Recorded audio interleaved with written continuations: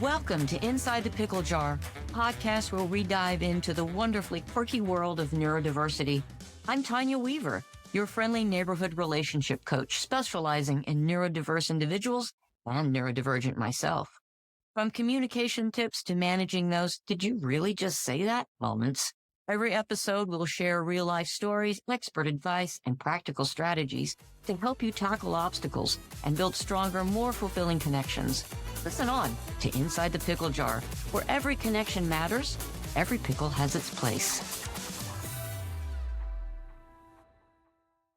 Hello, everybody. Welcome to another episode of Inside the Pickle Jar, where we explore layers of leadership, emotional intelligence, neurodiversity, and today we're going to talk more about neurodivergent leadership and emotional intelligence, not just as a buzzword, but as a strategic tool. And so in today's episode, we're going to talk about how EQ can help neurodivergent leaders navigate conflict, stay connected to their employees, provide clarity and self-trust. If it feels like a minefield, especially if you're a neurodivergent leader, I completely understand. There's a vast array of emotions tied to conflict. And for some people, it's scary and it does feel like a minefield. But conflict isn't inherently bad. It's just a signal. And it's a moment where values and needs and expectations kind of bump against each other. But for a lot of neurodivergent leaders, conflict can feel overwhelming. And that's when sensory overload meets like emotional ambiguity, raised voices, vague, unfamiliar feedback, shifting tones. These can trigger a stress response before the conversation even has a chance to begin. And here's a way I'd like for you to rethink about this. It's not conflict that's the enemy, it's disconnection. And emotional intelligence and the practice of emotional intelligence helps us stay grounded and connected, especially when the stakes are high.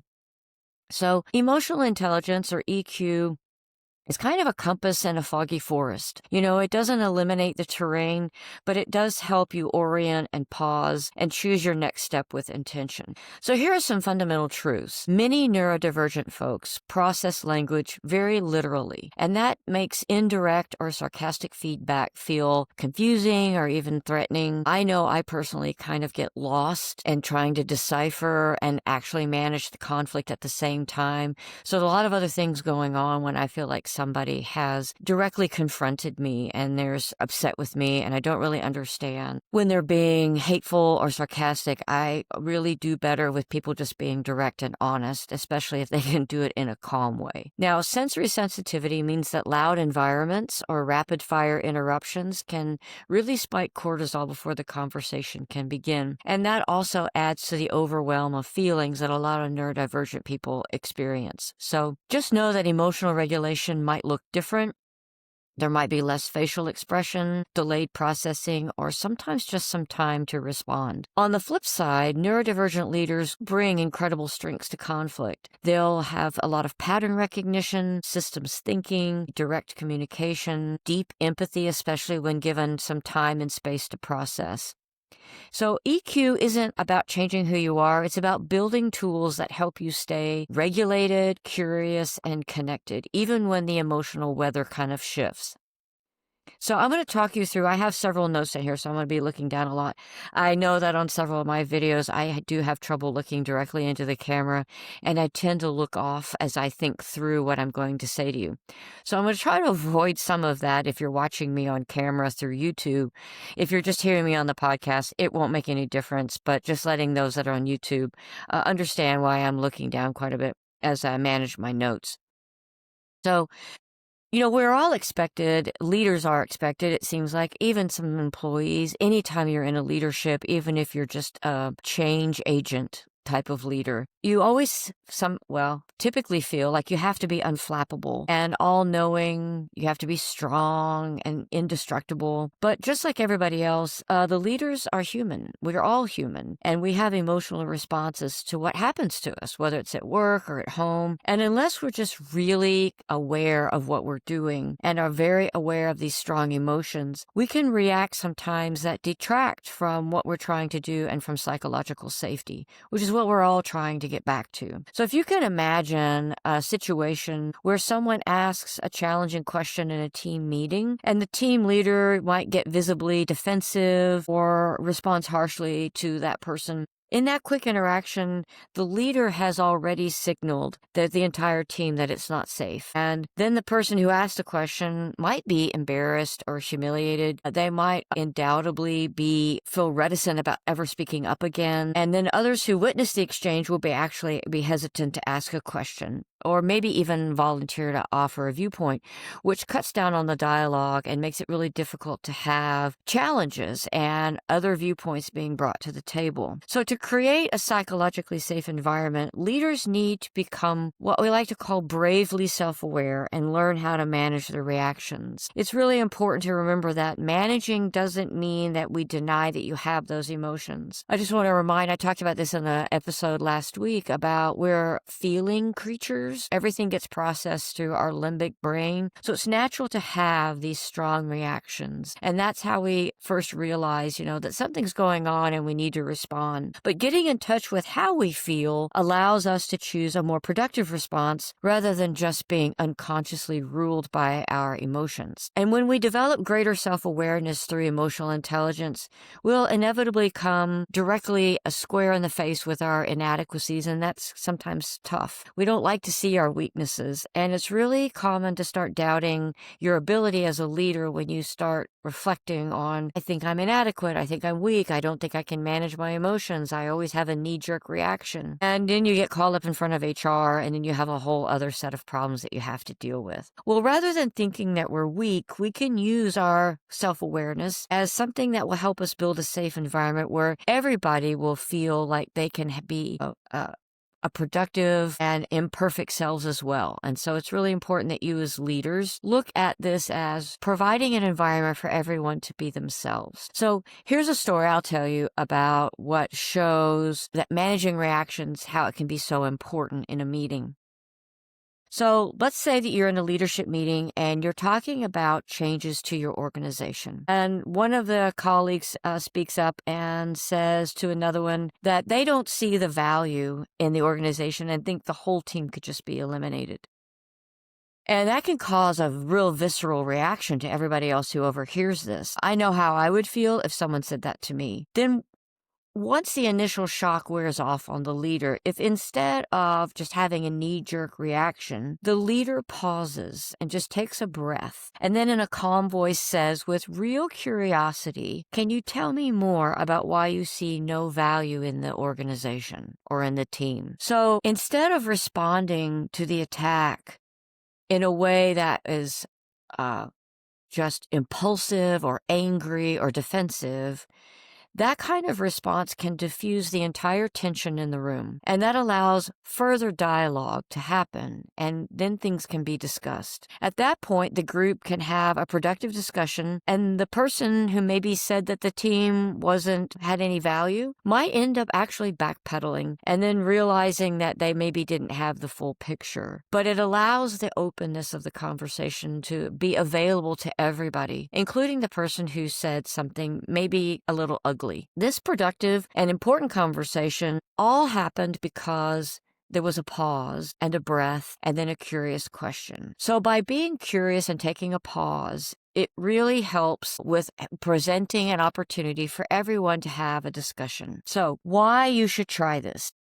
It's really common to get defensive in professional settings, even in personal settings or anywhere in your life. If someone criticizes your team's work as a leader in front of a manager or in front of other people, or if your manager says you're not meeting expectations, or if somebody says that you're not listening to them and that you never hear them, when we have a defensive reaction at work and that immediately we jump to, then our brains will react as if we were actually in physical danger. And this is fight, flight, or freeze response. It serves us well. We're in physical danger, we're running from a tiger, or we're in a physical confrontation, but it doesn't really work very well in social contexts. That flight, fight, or freeze takes over, and then we react in ways that we definitely regret later, most of the time anyway. We yell at someone, or we will criticize in a personal way, we'll deflect blame, and then these unproductive defensive reactions negatively impact our ability to create a psychologically safe environment, which is your responsibility as a leader, and it's how you build great culture. So as leaders, we must all be aware of how we get defensive so that we can recognize it happening and stopping ourselves before we do or say something damaging. Body can tell us when we're getting defensive. We may shake or sweat or feel our heart racing. We experience muscle tension or notice maybe like the heat rising in our face, kind of like blushing. But it's really just a way of recognizing that we're feeling emotionally strong, even if you can't label what that emotional response is. Managing our defensive reaction, it requires a lot of practice, and it requires knowledge that you're doing it. We can prepare for the next time that we're getting defensive by managing how we would like to respond, rather than letting ourselves just react automatically. The more we practice, the more we get to choose how we respond. So here's how to do it. Notice you're getting defensive. Notice that racing heart.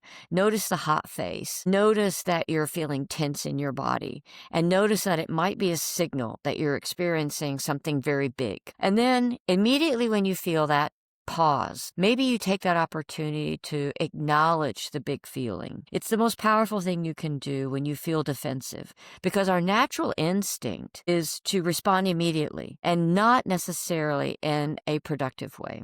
So once you've done that, then you can breathe. Just take a pause. The next thing you do is breathe. When you start to take a few breaths, you can relax all that tension in your body and then reflect on how to respond to the emotion that you're experiencing. Remember, I have some neurodivergent friends who have a gap in their emotional knowledge and just know that they feel something big, but they don't quite have a finger on it. That something big could be love, it could be anger, but just learning to recognize that you feel something big even when you can't identify it. So recognize that you're getting defensive, pause and breathe, acknowledge that, you want to take a little break, and then you get to pick your constructive reaction. Just because we have strong emotions, it doesn't mean that we need to be ruled by them. And then when you notice what you're feeling, you're pausing to reflect and connect. You can react in a constructive way.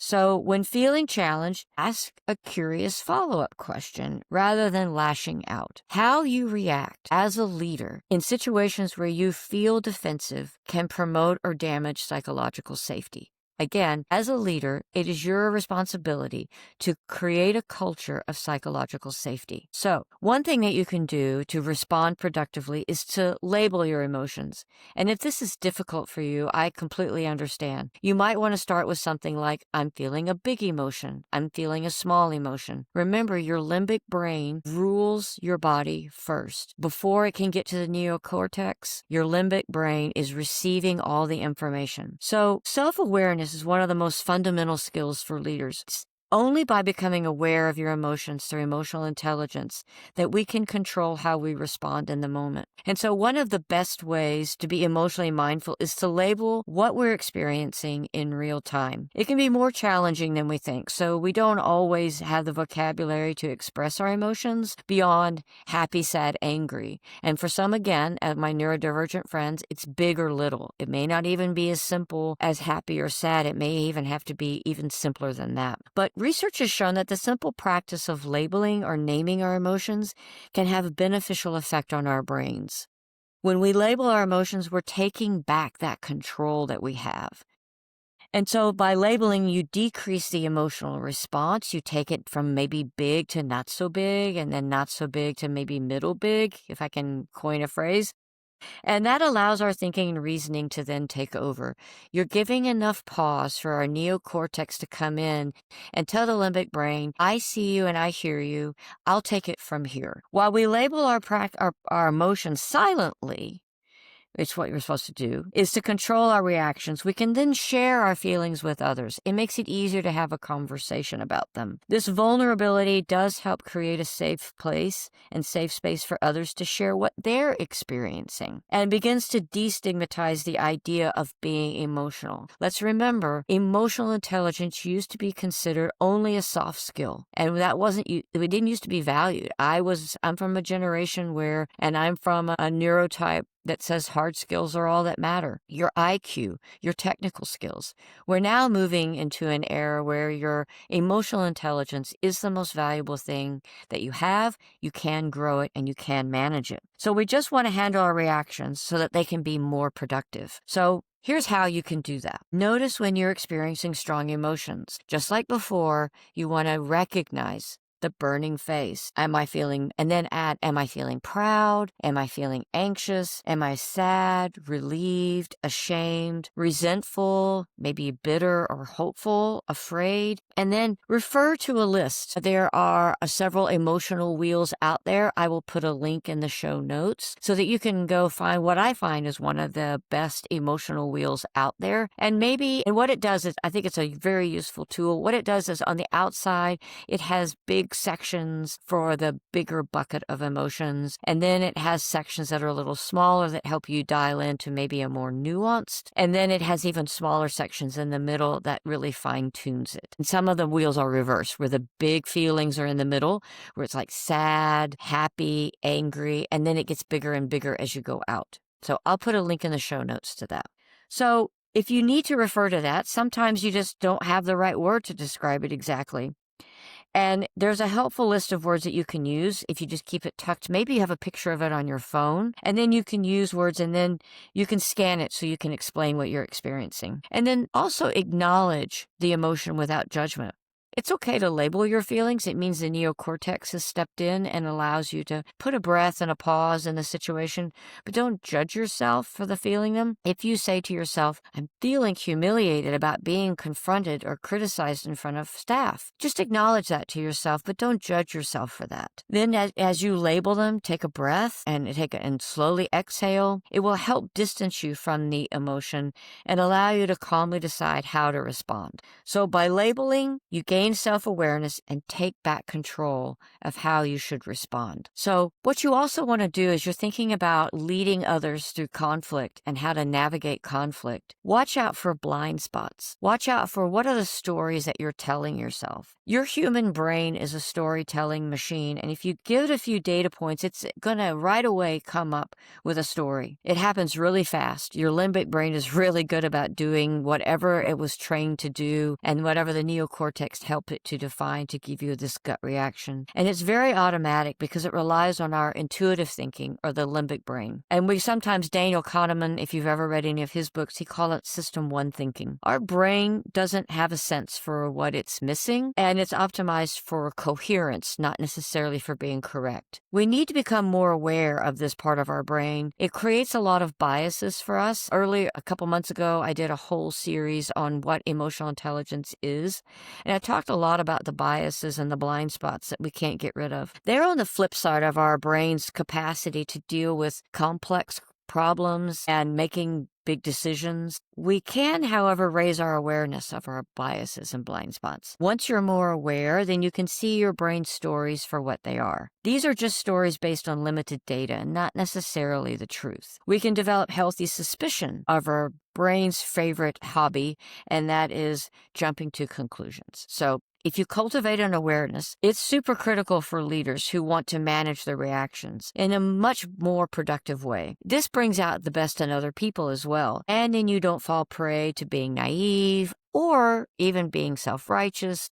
So just pay attention to when this is happening. Most of what we think and do is based on this automatic thinking that our limbic brain does. It saves energy, but it is definitely leans to being biased and has blind spots. And then if you then take your brain's conclusion as a first suggestion, Be aware that it's not necessarily the truth. It just could be a story that your brain is telling you. Always assume there's more data out there and that would yield a different story. So when you find yourself in that situation, one way of pushing pause when you have a big reaction and you're assessing the story that you're telling yourself, and you need to respond in the moment, say, I really need to think about this a little bit further. That way you'll give yourself time to check for missing data, and then you'll challenge your brain to look for disconfirming evidence and explore the opposite of your story. So once you realize your brain has a blind spot, you can help see that your story might not be the truth, and gives you an opportunity to be open to other perspectives and experiences. So one thing that you can do when you're challenged, especially if you're sitting around and you get blindsided in a meeting or maybe in the hallway, or your manager calls you up and says, we need to talk, think about it this way instead. Let's reframe it and let's appreciate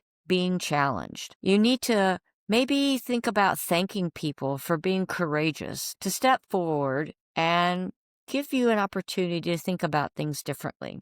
I know that being challenged often feels like being attacked, and our brain doesn't really distinguish between different kinds of threats. Doesn't matter if it's a team member who's questioning the strategy that we have, or a manager who's disapproving of a report that we gave them, or maybe it's just a colleague who doesn't agree with the next steps that you've offered. Our brain is going to react the same way as if we had that tiger chasing us that I mentioned just a little bit ago. Our heart races, our respiratory system accelerates, your blood redirects to your arms and legs so that you can run, and then our prefrontal cortex just goes right offline. The neocortex disappears, and then we're ready to run and not to think.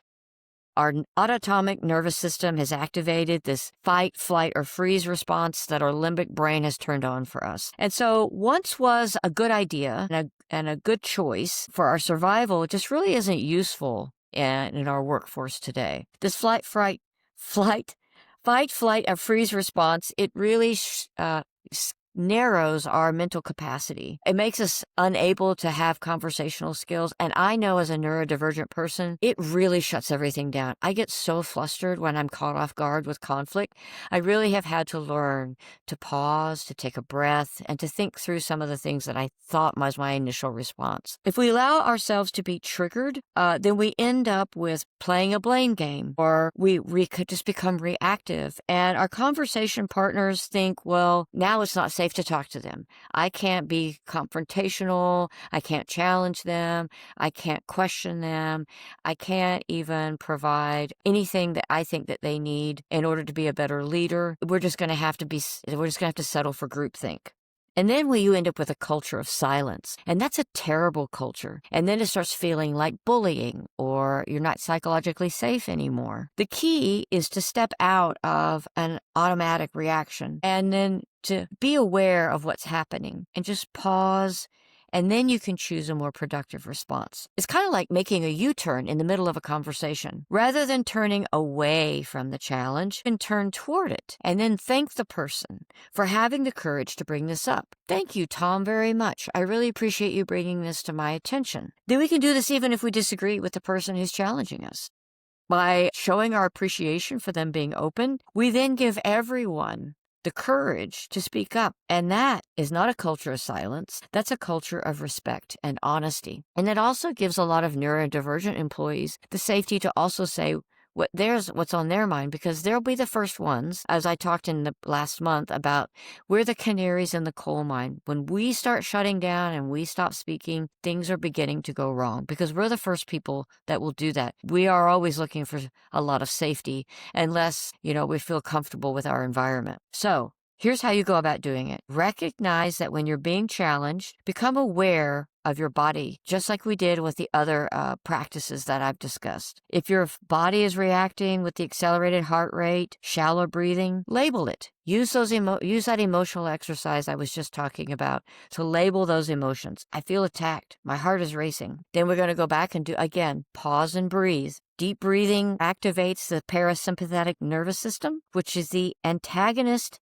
to the sympathetic fight, flight, or freeze reaction. We really want to get that parasympathetic nervous system going so that we don't have a knee-jerk reaction, and deep breaths are the fastest way to get there. Hitting the pause button gives your prefrontal or your neurocortex time to come back and take charge. So consider the U-turn. Instead of fighting against fleeing from the attack, try to move into the challenge. Keep in mind how you react sets the tone for future interactions. And then separate the content of the challenge from the person challenging you. Maybe you completely disagree with them, but you can still appreciate their willingness to speak up by acknowledging their courage. Something, again, even though I see it differently, I very much appreciate your openness. Kind of like earlier when I said, Tom, thank you for bringing this to my attention. Thank you for having the courage to speak up. Tell me more about your view. That's an ability to be curious, to push pause. Try your best to stay connected to the other person. Don't let your biology, your limbic brain, hijack you and turn them into your enemy. You might remind yourself of the shared values that you have with this person and the goals that maybe you share, or the fact that they're a person trying to do their best just like you. So I hope you found some of these techniques useful.